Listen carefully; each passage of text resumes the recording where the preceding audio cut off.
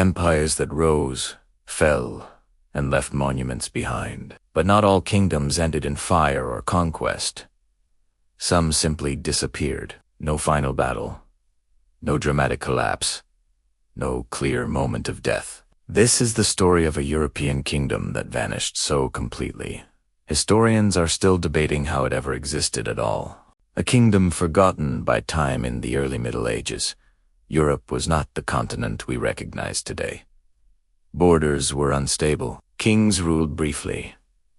Records were fragile. In this chaos existed small kingdoms that relied more on tradition than armies. One such kingdom existed for generations, then quietly vanished from history. Not conquered, not destroyed, just erased. Evidence that barely survived. We know this kingdom existed only through fragments. A few ancient chronicles, scattered legal documents. References in the records of neighboring states. There are no surviving castles clearly identified as its capital. No royal tombs. No preserved royal lineage. For centuries, historians dismissed it as myth until archaeology suggested otherwise. A kingdom without stone, unlike powerful European states. This kingdom did not build massive stone fortresses. It relied on wooden holes, natural defenses. Local loyalty. Its power was cultural, not military. When stone castles became symbols of authority, this kingdom refused or failed to adapt. That choice would later seal its fate. Absorbed, not conquered. Most kingdoms fall by force. This one did not.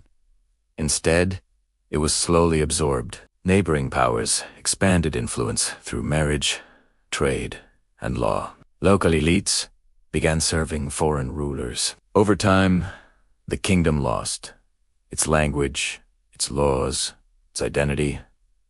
Without realizing it, its people stopped calling themselves a separate nation. The kingdom that left no name, even its name, is debated. Different sources call it by different titles. Some names appear only once in surviving texts.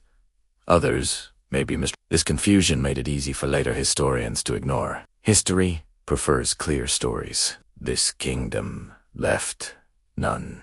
Why no one fought to save it? Why didn't the people resist? Because life continued. Taxes were paid. Fields were farmed. Trade continued.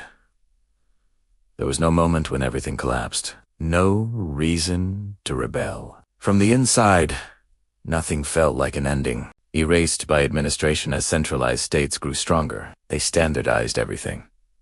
Maps, records, languages. Small identities were removed from documents. The kingdom vanished, not in war, but in paperwork. Once removed from official records, it ceased to exist. Archaeology's quiet clues. Modern archaeology has uncovered hints, unusual settlement patterns, burial customs that don't match neighbors, artifacts that suggest a distinct culture. But without written records, proof remains fragile. The kingdom exists in the space between evidence and silence. Why history forgot it? History remembers winners. This kingdom left no empire behind. No famous kings. No defining wars. It didn't fail dramatically. It simply faded.